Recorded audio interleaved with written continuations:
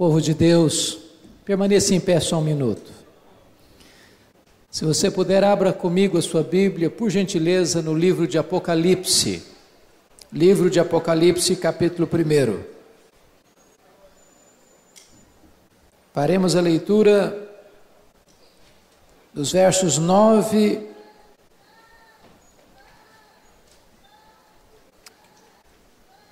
ao versículo de número 11.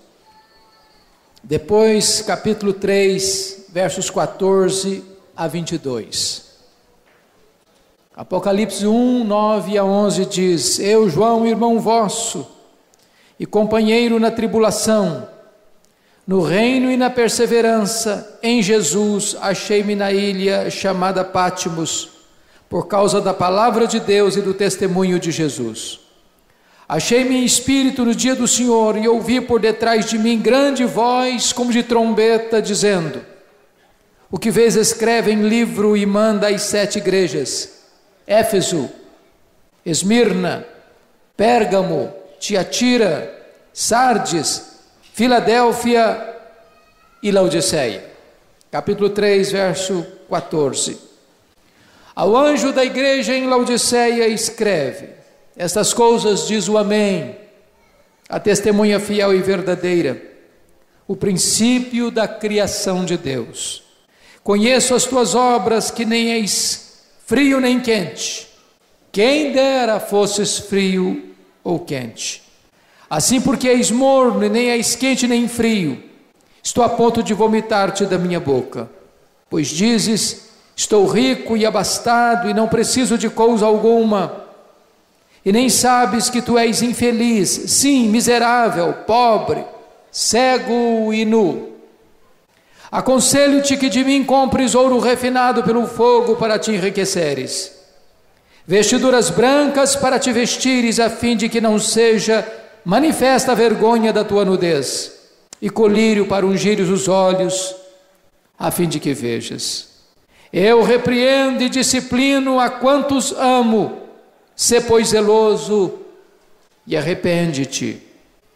Eis que estou à porta e bato.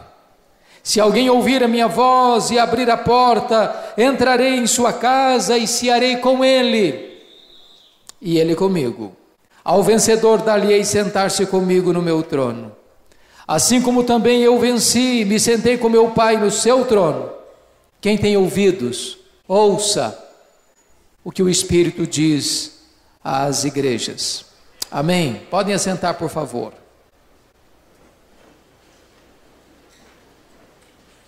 Nós vamos tratar nesta noite sobre o tema restaurando o fervor espiritual. Os anos dramáticos da perseguição haviam chegado.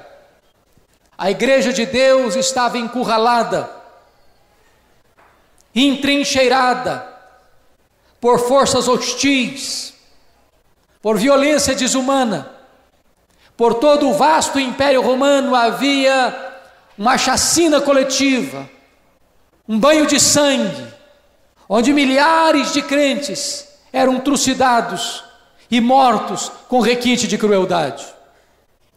Desde 64, 10 anos depois que Nero assumiu o governo de Roma, com o incêndio da capital do império, segundo os historiadores, promovida pelo próprio imperador, mas colocando a culpa deste crime nos cristãos, é que começam a barbárie em todo o império, quando os crentes eram queimados em praça pública, eram jogados nas arenas, para os touros pisarem, para os cães morderem e para os leões esfaimados da Líbia devorarem.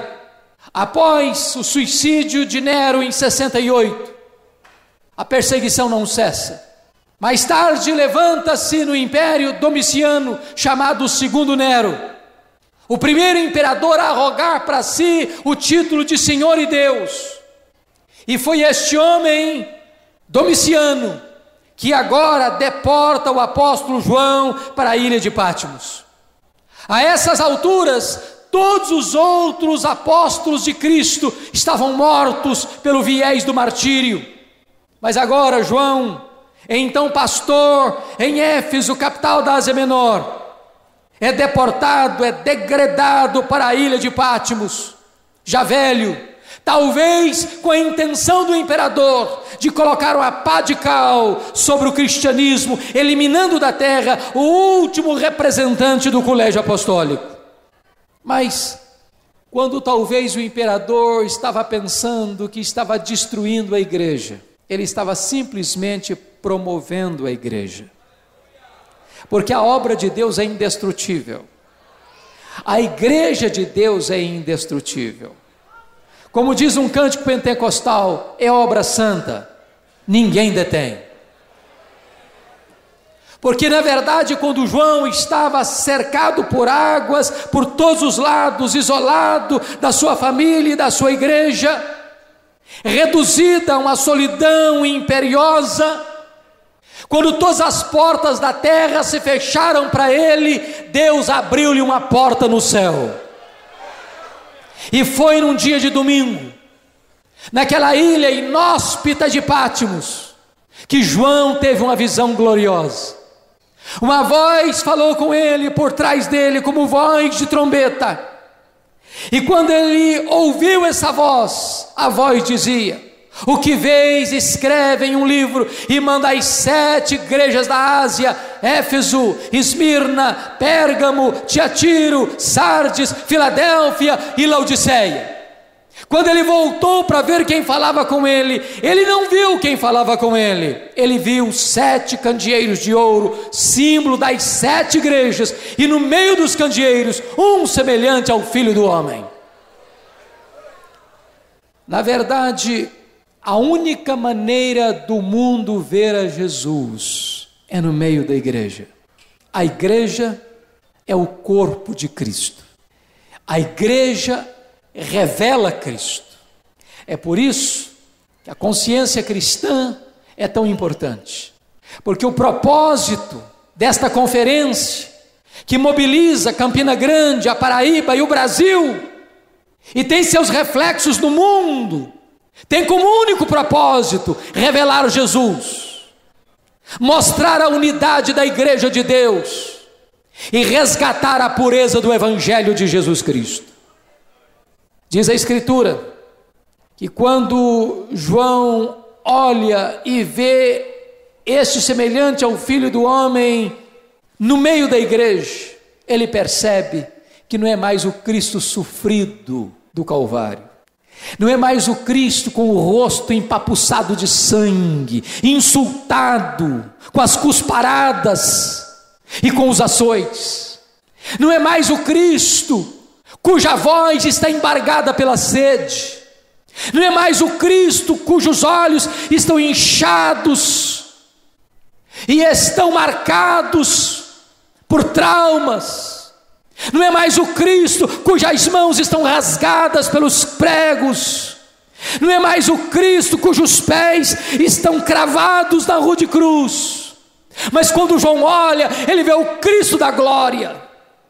Seu cabelo é branco como a neve, seus olhos brilham e são profundos como chamas de fogo, suas mãos sustentam a igreja, o seu rosto brilha como o sol, os seus pés são como de bronze polido.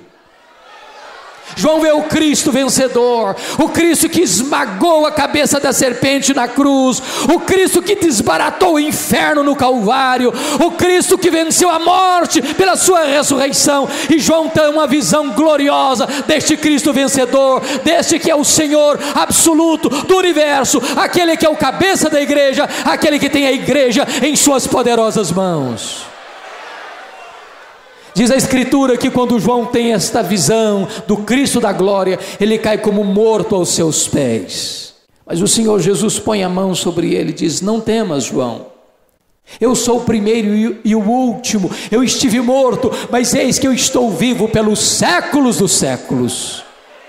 A igreja hoje não adora um Cristo que esteve vivo e está morto. A igreja adora aquele que esteve morto, mas está vivo pelos séculos dos séculos.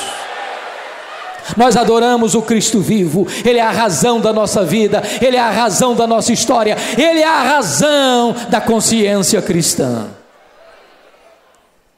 Mas, amados irmãos, quando nós olhamos para o livro de Apocalipse, João percebe não apenas que Jesus está no meio dos candeeiros, conforme o registro do versículo 13 do capítulo 1, mas no capítulo 2, versículo 1, está escrito que ele também anda no meio dos 7 candeeiros de ouro. O que significa isso? Jesus não está apenas aqui, não. Ele está aqui andando entre nós.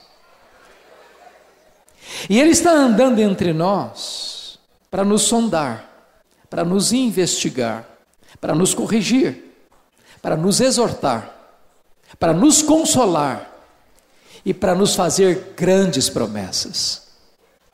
Eu estou convencido disso, que se nós não tivermos uma percepção da presença do Cristo da glória entre nós, esse encontro, por mais belo, por mais significativo, ele é apenas um encontro social. Talvez até um encontro religioso, mas sem nenhum valor, sem nenhuma relevância. O que faz toda a diferença na VINAC, a consciência cristã, não são as pessoas ilustres que nos honram, e de fato nos honram com a sua presença. Não são os preletores escolhidos com tanto carinho. Não são os conjuntos, os quartetos e os cantores que nos brindam com música de qualidade excelente. Somos atraídos para este lugar, reunimos-nos aqui ano após ano por uma única razão: a consciência de que o Rei da Glória, o Senhor Jesus Cristo, está entre nós.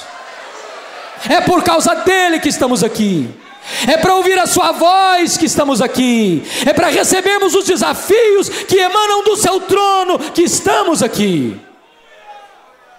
Mas notem isto: quando Jesus caminha no meio da igreja, ele começa a investigar a igreja, ele começa a sondar a igreja, e diz o texto, nas 7 cartas, que Jesus usa um estribilho: eu conheço, eu conheço, eu conheço, eu conheço, eu conheço, eu conheço, eu conheço. Das 7 igrejas, para 5 delas Jesus usou a mesma expressão: eu conheço as tuas obras. Para a igreja de Éfeso, para a igreja de Tiatira, para a igreja de Sardes, para a igreja de Filadélfia, para a igreja de Laodiceia. Eu quero dizer para você que Jesus conhece as suas obras, Ele conhece a sua vida, Ele conhece a intimidade do seu quarto, Ele conhece o seu casamento, Ele conhece como é que você trata a sua mulher, como você trata o seu marido, como você trata os seus filhos, como você trata os seus pais. Ele conhece aquilo que o seu pastor não conhece, que a sua igreja não conhece, que o seu prefeito não conhece, que as autoridades da sua cidade não conhecem. Deus conhece a intimidade e os segredos do seu coração.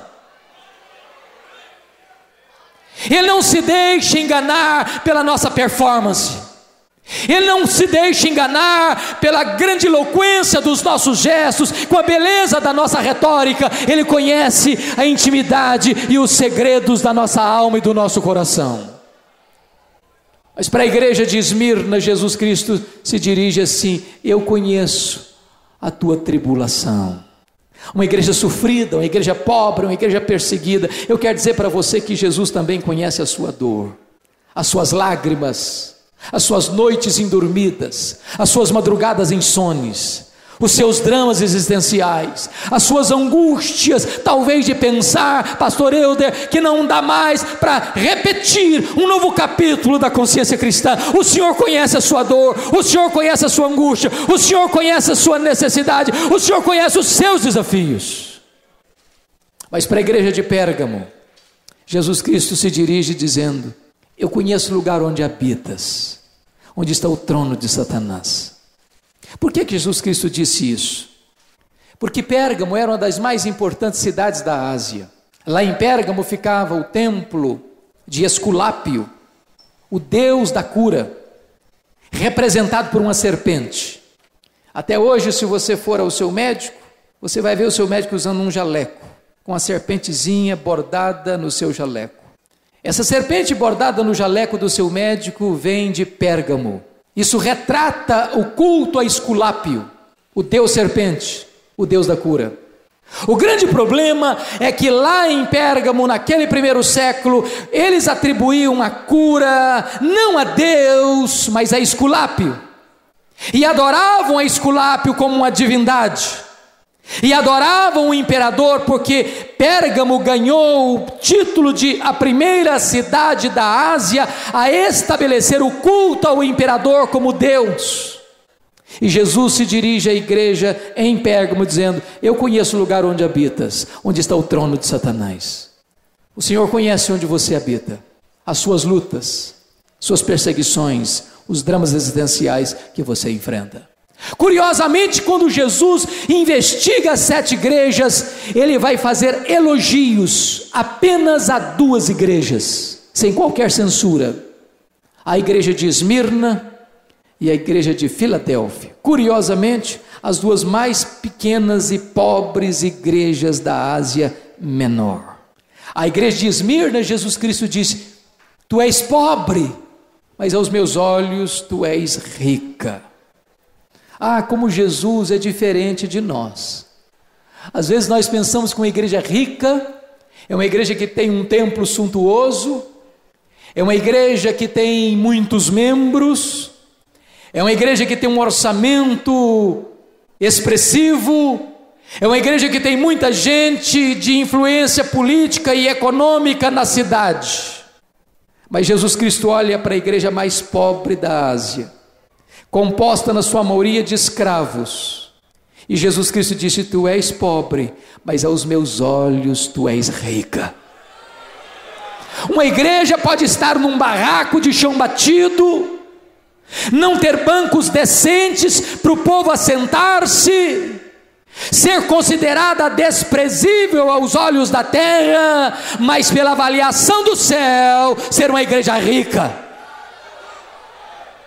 Por outro lado, Jesus Cristo se dirige à igreja de Laodiceia, a mais rica cidade da Ásia Menor, onde estava a mais rica cidade da Ásia. Aliás, ela se considerava rica, dizendo: eu sou rica e abastada e não preciso de coisa nenhuma. E Jesus Cristo diz: não, tu és pobre, miserável, cega, pobre e nua. Não nos iludamos. Deus não se impressiona com aquilo que impressiona o homem. Os céus não se impressionam com aquilo que impressiona a terra. Senhor Jesus Cristo elogia uma outra igreja, a igreja de Filadélfia. Não tem censura para a igreja de Filadélfia. E Jesus Cristo diz para Filadélfia: tu tens pouca força, mas eu coloquei diante de ti uma porta aberta. Talvez, pastor Helder, os recursos são poucos, talvez sempre hão de ser, para que jamais nós confiemos no braço da carne e sempre dependamos do braço divino. O que importa não são a grandeza do recurso que temos, mas a porta aberta da providência que Deus coloca diante de nós. Para 4 igrejas, Jesus Cristo tem elogios a fazer e censuras a fazer: a igreja de Éfeso, a igreja de Pérgamo, a igreja de Tiatira e a igreja de Sardes. A igreja de Éfeso era ortodoxa, mas havia perdido o seu primeiro amor. A igreja de Pérgamo tinha gente, estava pronta a morrer, mas tinha gente também apostatando da fé lá dentro da igreja. Na igreja de Tiatira, tinha gente trabalhando e amando mais a Deus do que no começo da fé cristã, mas também estava tolerando uma falsa profetisa Jezabel, que estava levando o povo à prostituição. Na igreja de Sardes, tinham poucos que não se contaminaram ainda, que não haviam se contaminado ainda, mas a maioria estava vivendo uma vida de morte espiritual. Tens nome de que vive, mas estás morta. Porém, há uma igreja, Jesus Cristo não tem elogio nenhum a fazer, só tem censura. É a igreja de Laodiceia. E diz a Escritura que Jesus Cristo se dirige àquela igreja, dizendo assim: eu conheço as tuas obras, que não és quente nem fria. Tomara que fosses frio ou quente, porque és morno, nem és quente nem frio, estou a ponto de vomitar-te da minha boca. Hoje eu gostaria que você parasse comigo para entender algumas coisas. A palavra hoje não é de uma igreja que viveu há 2000 anos. A palavra é para você e é para mim. E Jesus Cristo aqui foi absolutamente fiel e relevante. E talvez você possa perguntar: por que Jesus usou as figuras que usou para a igreja de Laodiceia? Por exemplo, por que Jesus usou a figura: porque tu és morno, estou a ponto de vomitar-te da minha boca? Quem dera fosses frio ou quente. Por que Jesus usou essa figura? Por que Jesus usou a figura: aconselho que de mim compres ouro refinado pelo fogo, a fim de te enriqueceres? Por que Jesus Cristo usou: aconselho que compres de mim roupas brancas para te vestires? Por que Jesus usou a figura: aconselho que de mim compres colírio para ungir os teus olhos, a fim de que vejas? Por que Jesus usou essas figuras exatamente para a igreja de Laodiceia? Sabem por quê? Porque Jesus leu o texto e leu o contexto. Ele leu o texto e leu o povo. Ele leu o texto e leu a cultura. Caros colegas pastores, nós precisamos conhecer a cidade onde somos pastores, a cultura da nossa cidade, o comércio da nossa cidade, a indústria da nossa cidade, a política da nossa cidade, a economia da nossa cidade, a religiosidade da nossa cidade. Nós não podemos dar respostas a perguntas que não estão sendo feitas. Nós temos que ser fiéis, mas temos que também ser relevantes. Eu vou explicar esta razão. Por que Jesus usou a expressão: quem dera fosses frio ou quente? Porque és morno, estou a ponto de vomitar da minha boca. Se você for para a região e examinar a geografia onde estava Laodiceia, você vai perceber que Laodiceia ficava, e fica até hoje, no vale do rio Lico. Era a Ásia Menor, hoje Turquia. E o vale do rio Lico ainda é a região mais rica da Turquia hoje, onde se tem agricultura mais fértil, mais produtiva. E ali ficavam 3 cidades estratégicas: Hierápolis, Colossos e Laodiceia. Essas 3 cidades são mencionadas na Bíblia, por exemplo, em Colossenses capítulo 4. Por que Jesus usou a figura? Hierápolis era mundialmente conhecida na época como a cidade das águas quentes. Era a nossa Caldas Novas do Brasil. Lá tem uma montanha, uma grande monte chamado Castelo de Algodão, de rochas brancas calcárias, onde as águas brotam quentes e vão descendo, formando piscinas térmicas, na medida em que as águas deslizam por aquelas montanhas de rochas calcárias brancas. Pessoas do mundo inteiro vinham a Hierápolis para serem tratados da sua saúde nas águas quentes de Hierápolis. Do lado de Hierápolis ficava Colossos, dava-se para se ver a olho nu. E Colossos também era uma cidade famosíssima pelas suas águas geladas e frias, que também eram águas terapêuticas.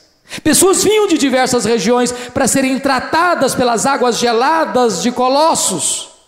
Porém, em Laodiceia, a maior cidade, não havia fontes de águas, nem de águas quentes, nem de águas frias.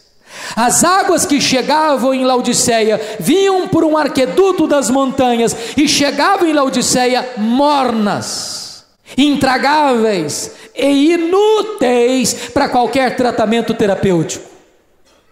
Jesus Cristo, que leu a geografia da região, aplica nestas questões geográficas uma verdade espiritual para a igreja de Laodiceia, dizendo: Laodiceia, quem dera tu fosses fria como as águas de Colossos, quem dera tu fosses quente como as águas de Hierápolis, mas como tu és morna como as águas que chegam em Laodiceia, eu estou a ponto de vomitar-te da minha boca. Pergunta, por que Jesus usou a expressão, aconselho-te que de mim compres ouro refinado pelo fogo para te enriqueceres? É que Laodiceia era o maior centro bancário da Ásia Menor. Em Laodiceia se processava todo o ouro colhido da Europa e da Ásia Menor, e dali ele era exportado para o resto do mundo. Era um dos maiores centros econômicos da Ásia. Jesus Cristo disse assim para aquela igreja: você, igreja de Laodiceia, está tão orgulhosa da sua riqueza e do seu ouro, você é pobre espiritualmente. Eu acho que a carta da igreja a Laodiceia é um pá de cal na teologia da prosperidade, porque Jesus está dizendo que uma igreja que já era rica economicamente, era miserável espiritualmente. Quando se diz por aí que a prova de que você é alguém amado por Deus, que você é alguém que realmente está debaixo da bênção de Deus, é apenas quando você prospera financeiramente, é um equívoco. É bem verdade que Deus faz prosperar, a bênção de Deus enriquece, e com ela não tem desgosto. Toda riqueza ganha licitamente, honestamente, como fruto do trabalho e da bênção de Deus. Na verdade é alguma coisa extraordinária, porque pode ser veículo para a promoção do bem e do próprio evangelho. Mas a busca da prosperidade, muitas vezes negando, traindo princípios absolutos do reino de Deus, não é sinal da bênção de Deus. A igreja de Laodiceia é uma prova disso. Mas por que Jesus Cristo disse para a igreja de Laodiceia: aconselho que de mim compres roupas brancas para te vestires, a fim de que não seja manifesta a vergonha da tua nudez? Sabem por quê? É porque Laodiceia era o maior centro têxtil da Ásia, o maior polo industrial de tecidos da Ásia. Lá em Laodiceia se fabricava a famosa lã negra, exportada para o resto do mundo. E a igreja inserida naquela cidade, tão orgulhosa das suas fábricas têxteis, Jesus Cristo se dirige dizendo: eu aconselho que de mim compres roupas brancas para te vestires. Por que Jesus Cristo usou o termo aconselho que de mim compres colírio para ungir os teus olhos? Sabem por quê? Porque Laodiceia era o maior centro oftalmológico da Ásia Menor. Em Laodiceia ficava o maior centro de tratamento dos olhos de todo o mundo da época. Lá em Laodiceia se produzia o pó frígio milagroso no tratamento das doenças dos olhos, e aquela igreja se orgulhava da sua medicina oftalmológica. Mas Jesus Cristo disse: você pode ter ciência para tratar os olhos do corpo, mas você está cega para entender o que é a visão da alma. Sabe o que Jesus Cristo identifica na igreja de Laodiceia? Falta de fervor espiritual. E aqui eu chamo a sua atenção para o que Jesus Cristo não viu e não denunciou na igreja. A igreja que mereceu a mais severa censura de Jesus, primeiro, não tinha qualquer denúncia de heresia. Como havia heresia na igreja de Pérgamo, como havia heresia na igreja de Tiatira, não havia nenhum sinal de falsa doutrina na igreja de Laodiceia. Era uma igreja ortodoxa. Segundo, não há denúncia alguma de Jesus de qualquer imoralidade na igreja de Laodiceia, como houve denúncia, por exemplo, na igreja de Tiatira e na igreja de Sardes. Não havia escândalos na igreja. A igreja não tinha que disciplinar ninguém, porque não havia nenhum escândalo na área moral na vida de seus membros. Terceiro, não havia perseguição na igreja de Laodiceia, como perseguição houve na igreja de Esmirna, como perseguição houve na igreja de Pérgamo. Era uma igreja que vivia em paz nas suas fronteiras. Quarto, não há qualquer sinal de pobreza material na igreja de Laodiceia. Era uma igreja rica. Ela não iria ter nenhuma dificuldade, pastor Helder, de realizar uma consciência cristã em Laodiceia todos os anos, e ia sobrar dinheiro. Talvez você e eu ficaríamos muito orgulhosos de sermos membros da maior igreja da Ásia, de uma igreja que tem reputação de ser uma igreja ortodoxa, de ser uma igreja ética, de ser uma igreja rica e de ser uma igreja que vive em paz.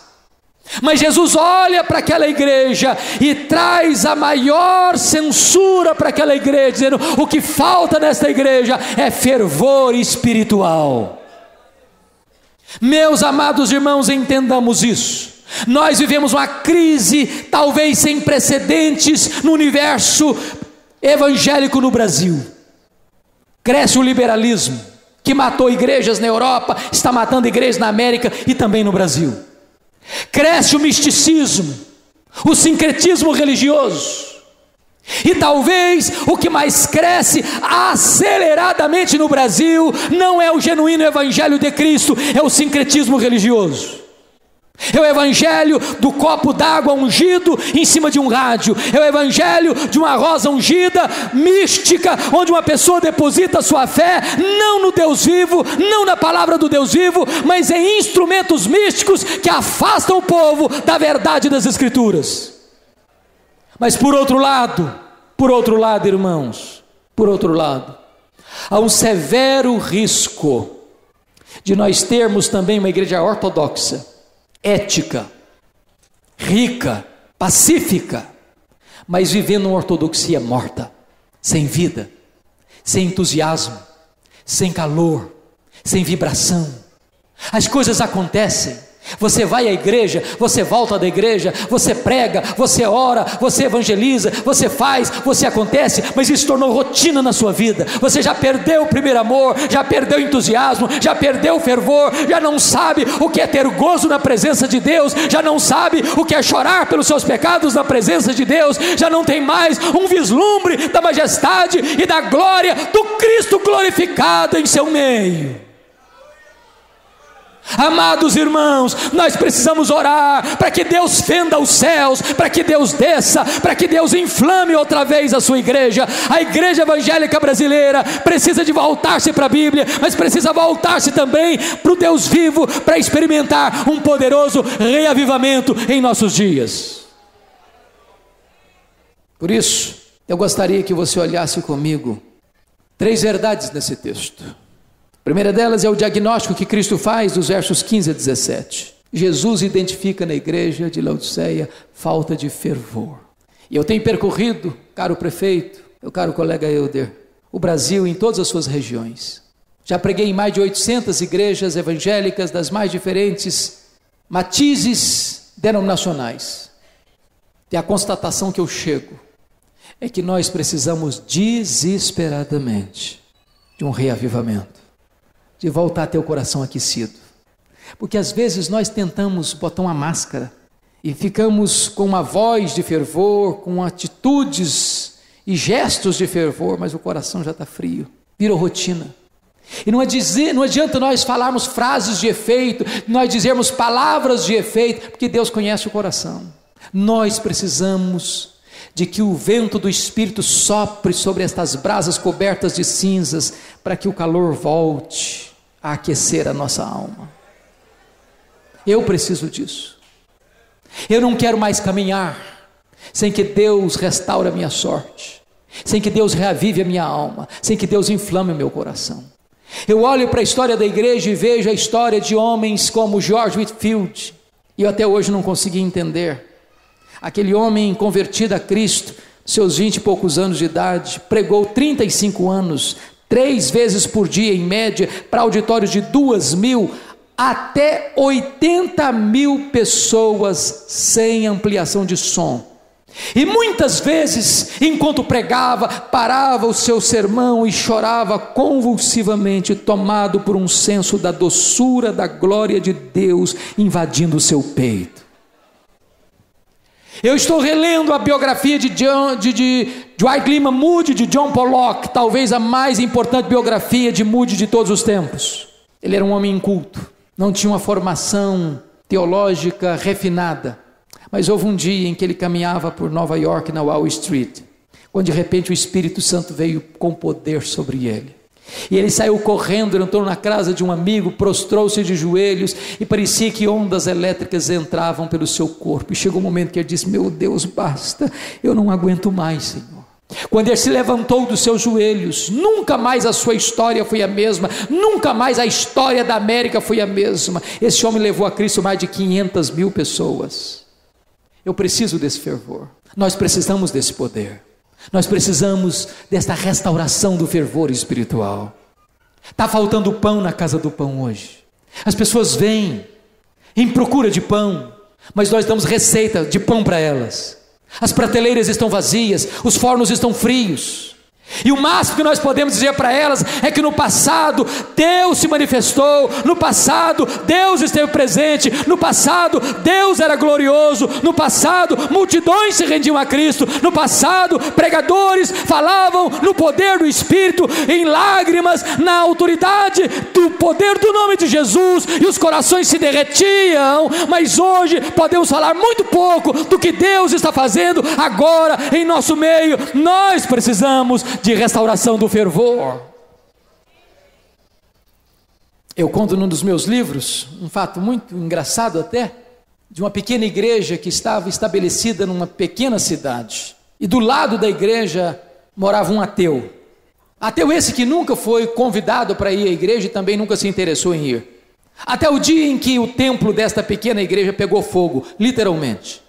E os membros apavorados, assustados, correram para apagar o fogo, apagar as chamas, jogando baldes d'água, e de repente o ateu estava entre eles também, jogando baldes d'água, tentando apagar o fogo.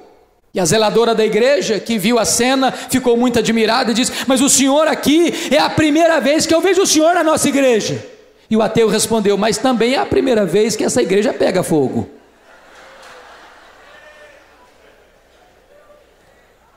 Existe muito fogo estranho por aí, e nós devemos fugir dele. Mas pelo fato de existir fogo estranho, não significa que não exista o fogo verdadeiro, o fogo de Deus, que aquece, que inflama, que purifica, que alastra. Nós precisamos de restauração deste fervor, queridos.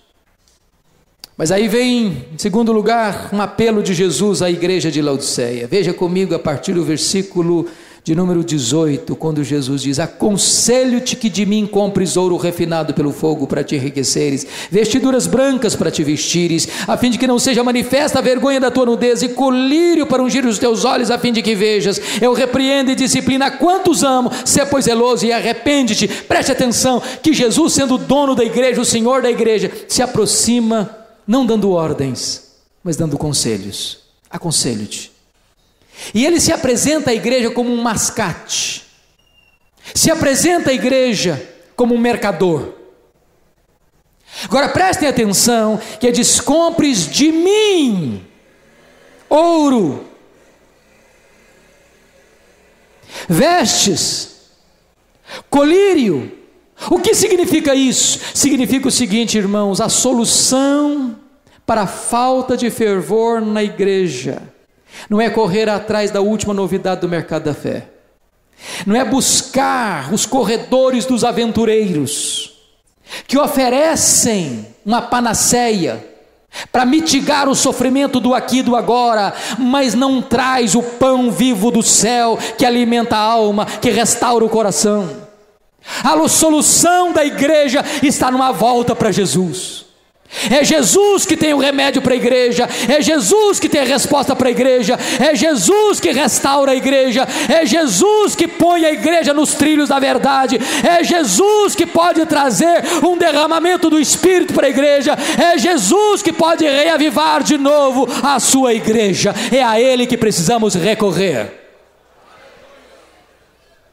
E aqui no versículo 19, Jesus faz uma declaração e depois dá uma ordem: eu repreendo e disciplino a quantos amo, sê pois zeloso e arrepende-te. Sabe o que Jesus está querendo dizer aqui? A despeito da nossa luta, a despeito do nosso problema, ou a despeito da nossa frieza, ou a despeito da nossa mornidão, ou a despeito da nossa falta de fervor, Jesus está dizendo para nós: eu não desisto de você, igreja, eu não abro mão de você, igreja, eu amo você, igreja. Eu estou repreendendo, não porque quero esmagar a cana quebrada, não porque quero apagar a torcida que fumega. Eu estou repreendendo a minha igreja porque eu a amo, porque eu tenho zelo por ela, porque eu morri por ela, porque eu ressuscitei para ela, porque eu intercedo por ela, porque eu voltarei para ela, porque eu quero apresentá-la como coroa de glória na presença de Deus. Agora o Senhor nos dá uma ordem: sê pois zeloso e arrepende-te. Não dá para viver de aparência, irmãos. Não dá para apenas ser amigo do Evangelho. Não dá para apenas ser um frequentador amistoso ou nominal. Ou você se volta de todo o coração para Deus, ou você se rende ao Rei da Glória, ou você se prostra diante do Senhor dos Senhores, ou então sua vida vai provocar náuseas em Jesus. Você e eu fomos criados e salvos para o deleite de Deus. Somos filhos de Deus, somos herdeiros de Deus, somos a morada de Deus, somos a menina dos olhos de Deus, somos a herança de Deus, somos a delícia de Deus. Mas se nós vivermos sem fervor, nós vamos provocar náuseas em Jesus. Por isso chega o verso 20, Jesus tem um convite muito especial a fazer: eis que eu estou à porta e bato. Se alguém ouvir a minha voz e abrir a porta, eu entrarei, cearei com você e você comigo. E a palavra no grego lá não é apenas bater, é bater e continuar batendo, é bater e continuar insistindo. Deixa eu dizer com você, Jesus está insistindo com você. Quantas vezes Jesus já bateu a porta da sua vida? Quantas vezes Jesus Cristo já chamou você para uma vida de oração, para uma vida de consagração, para uma vida de obediência? Quantas vezes Jesus já disse: meu filho, eu não quero que você continue vivendo esta vida de marasmo, de sequidão, de mornidão espiritual, de falta de fervor espiritual. Eu não quero que você viva de migalhas, eu tenho banquetes. Eu não quero que você viva de gotas, eu tenho rios de água viva. Eu não quero que você viva uma vida rasa, quando eu tenho para você uma vida plena, abundante, caudalosa, superlativa e maiúscula. Não viva na lateral, viva no centro da minha vontade. O que Jesus quer aqui é intimidade com você, é intimidade da mesa, e a mesa é lugar de comunhão íntima, sem holofotes, sem trombetas, sem palco, sem auditório. É o seu quarto, onde você dobra os seus joelhos, onde você se deleita na Bíblia e você ora e derrama sua alma diante de Deus. O que me surpreende é que Jesus tem a coragem de nos convidar para cear com Ele, já seja algo glorioso, mas Jesus, o Rei da Glória, querer cear conosco é algo simplesmente extraordinário. Ele quer ter comunhão com você, Ele quer olhar nos seus olhos, Ele quer auscultar o seu coração. Ele quer dar a você a liberdade de você debruçar a sua cabeça no peito dele e compartilhar com ele as suas mais íntimas e profundas necessidades. O que você vai fazer? Que resposta você vai dar? Você vai mantê-lo do lado de fora? E aqui, pastor Eudo, para mim a coisa mais séria que eu vejo nesse texto, sabe qual é? É a possibilidade de uma igreja se reunir, de a Vinac se reunir, da consciência cristã se reunir, e nós temos todo esse aparato, toda essa preparação, todos os nossos convidados vindo, e de repente, a pessoa mais importante ainda ficar do lado de fora. Na igreja de Laodiceia, tudo acontecia, mas Jesus estava do lado de fora. Por isso Jesus Cristo está dizendo: eu estou à porta e bato. Se você ouvir a voz e abrir a porta, eu entrarei e cearei com você e você comigo. Mas em último lugar, queridos, aqui Jesus faz promessas. Diagnóstico, apelo, promessas. E você vai notar no versículo 14 que ele se apresenta à igreja dizendo: eu sou o Amém, a testemunha de Deus, o princípio da criação de Deus. Em outras palavras, ele tem autoridade para fazer promessas, porque ele é a palavra de Deus. Ele é o Amém, ele é o Alfa, ele é o Ômega, ele é o Deus que começou tudo, ele é o Deus que está no fim de tudo, ele é aquele que tem todo o poder e toda a autoridade, ele é a testemunha de Deus, a palavra dele é a verdade, ele não falha, ele não frustra, ele não desampara ninguém, e se ele está prometendo, ele é fiel para cumprir. Quando diz que ele é o princípio da criação de Deus, não é como se pensam alguns heréticos, de que Jesus foi o primeiro ser a ser criado por Deus. Absolutamente não. Ele é a origem no sentido de que ele trouxe à existência as coisas que não existiam. Tudo que veio existir, existiu por ele, por meio dele e para a glória dele. E se ele colocou em ordem o caos, ele pode também colocar em ordem o nosso coração, a nossa alma, a nossa vida, a nossa família, a nossa igreja. Quando chega no versículo 21 e 22, ele diz o seguinte: ao vencedor dar-lhe-ei sentar-se comigo no meu trono, como eu venci e sentei com meu Pai no seu trono. Notem que ele faz uma transição da intimidade da mesa para a publicidade do trono.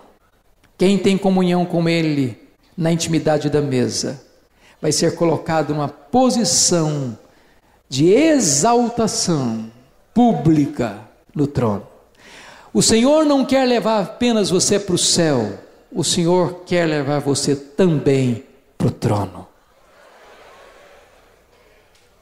As riquezas de Laodiceia eram nada diante da grandeza desta promessa. As riquezas da terra são escassez completa diante das riquezas do céu. Por isso Jesus termina dizendo: quem tem ouvidos, ouça o que o Espírito diz às igrejas. Eu termino dizendo aos meus irmãos que eu estive nesta região da Ásia Menor, visitando essas 7 igrejas da Ásia, agora no mês de julho. E a coisa que mais doeu a minha alma foi perceber que onde estavam essas 7 igrejas, hoje só tem pedras, ruínas, vagas lembranças de uma igreja que existiu no passado. Apenas reminiscências, memórias, nenhuma realidade. Por que essas igrejas morreram? Porque elas não ouviram a voz do Espírito. Porque elas não atenderam a voz de Jesus. Eu olho para a Europa, o velho continente, berço do protestantismo mundial, celeiro dos missionários que percorreram o mundo levando o evangelho. Hoje a Europa é um continente pós-cristão. Menos de 4% dos europeus hoje frequentam a igreja evangélica. Os templos estão sendo vendidos e sendo transformados em museus e em mesquitas.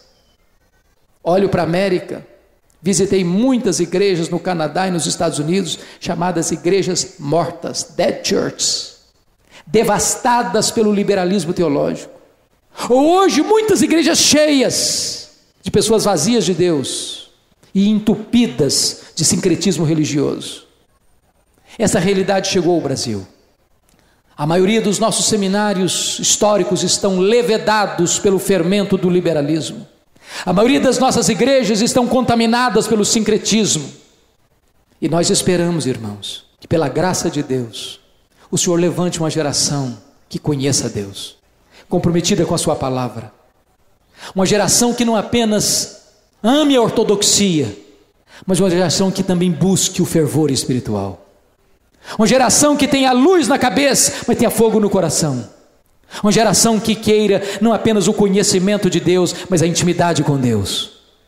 Uma geração que experimente novamente um poderoso avivamento espiritual. Este é o meu clamor, este é o grito da minha alma, esta é a necessidade da igreja.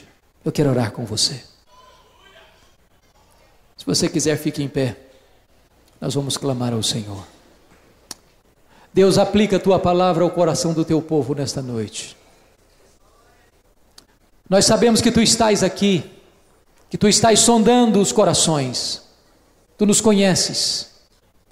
E o que nós te pedimos nesta noite, Deus, é que tu tenhas misericórdia de nós, que tu nos perdoes pela nossa frieza, pela nossa mornidão, pela nossa falta de fervor. Deus, em nome de Jesus, sopra as cinzas e aquece essas brasas, para que este fervor espiritual brote em nosso coração. Levanta a tua igreja, Senhor, para te buscar, até que os céus se fendam e tu desças para trazer restauração para a tua igreja. Levanta nesta noite, Deus, crianças, jovens, adolescentes, homens e mulheres, dispostos a se colocarem na brecha da intercessão, a fim de que haja um tempo de restauração para a tua igreja, a fim de que esta igreja volte ao trilho da verdade e busque uma vida plena, abundante, maiúscula e superlativa na tua presença. Oh Deus, nós nos colocamos aos teus pés, nós precisamos de ti. Tenha misericórdia da nossa vida, tenha misericórdia da tua igreja, é a nossa súplica, é a nossa oração, em nome de Jesus, para a glória de Jesus. Aleluia. Amém. Queiram se assentar, por favor.